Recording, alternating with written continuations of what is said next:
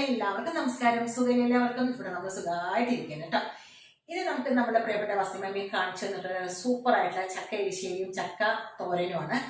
എല്ലാവർക്കും അറിയാം ചക്കയുടെ ഗുണങ്ങൾ എന്താണെന്ന്. ഞാൻ അത് കാരണം കൂടുതലൊന്നും പറയുന്നില്ല. ഇപ്പോൾ എല്ലാവരുടെയും ചക്കയും മാങ്ങയൊക്കെ കിട്ടുന്ന സീസണാണ്. ഈ സീസണിൽ നമുക്ക് ഇതൊക്കെ ഉണ്ടാക്കാനും കഴിക്കാനും ഒക്കെ പറ്റുള്ളൂ കേട്ടോ.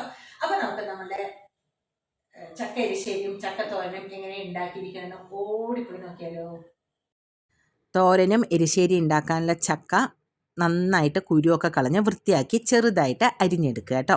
ഇതെല്ലാം നമ്മളിതിൽ കൊടുക്കുന്നുണ്ട്, സ്ക്രീനിൽ എഴുതിയിട്ടുണ്ട് കേട്ടോ. അപ്പോൾ ചെയ്യാൻ എളുപ്പമാണേ.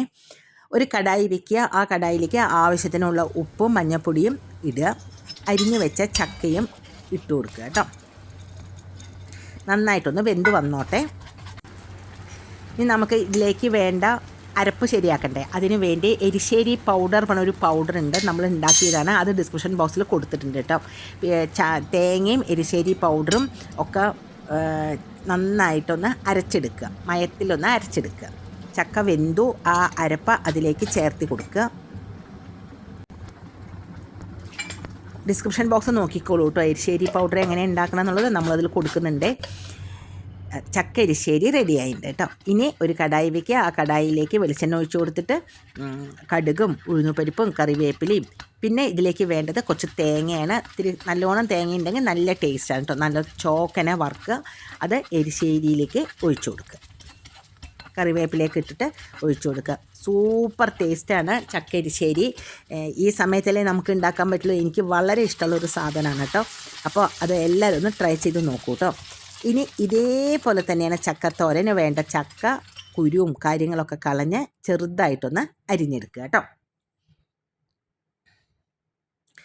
അത് ഒഴിച്ച് വേവിക്കാൻ പാടില്ല. ഒരു സ്റ്റീമർ വെക്കുക, ആ സ്റ്റീമറിൽ നമ്മൾ വേണ്ട ചക്ക ആവി കയറ്റുക കേട്ടോ. ഒരു 5-8 മിനിറ്റ് വേണം. ചക്ക വെന്തു കണ്ടു, നന്നായിട്ട് വെന്തിട്ടുണ്ട് കേട്ടോ. ഇനി അതിലേക്കൊരു തോരനല്ലേ, ഒരു ചതക്കേണ്ട കുറച്ച് സാധനം ഉണ്ടല്ലോ, തേങ്ങ, കറിവേപ്പില, പച്ചമുളക്, ഒരു കഷ്ണം ഇഞ്ചിയൊക്കെ ഒന്ന് ചതച്ച് വെക്കുക. ഒരു കടായി വയ്ക്കുക, ആ കടായിലേക്ക് വെളിച്ചെണ്ണ ഒഴിച്ചിട്ട് അതിലേക്ക് ഉഴുന്നുപരിപ്പും കടുകും ഒക്കെ ഒന്ന് ഇട്ട് കൊടുക്കുക. നമ്മൾ വേവിച്ച് വെച്ച ചക്ക ഇട്ട് കൊടുക്കുക. പിന്നെ നമ്മളൊരു കൂട്ടരച്ച് വെച്ചിട്ടില്ലേ, തേങ്ങയും ഇതൊക്കെ ഒന്ന് ചതച്ച് വെച്ചിട്ടില്ലേ. തോരനെ എപ്പോഴും നമ്മൾക്ക് മീമിനാന്ന് അരയ്ക്കാൻ പാടില്ല, എരിശ്ശേരിക്ക് അരയ്ക്കണ പോലെ അരയ്ക്കാൻ പാടില്ല. ഒന്ന് ചതച്ചിട്ട് അതും ആ ചക്കയിലേക്ക് ഇട്ട് കൊടുക്കുക. നന്നായിട്ടൊന്ന് ഇളക്കി പാകാക്കി എടുക്കുക കേട്ടോ. അടുത്ത വീഡിയോയിൽ കാണുന്നവരെ ബൈ, താങ്ക് യു.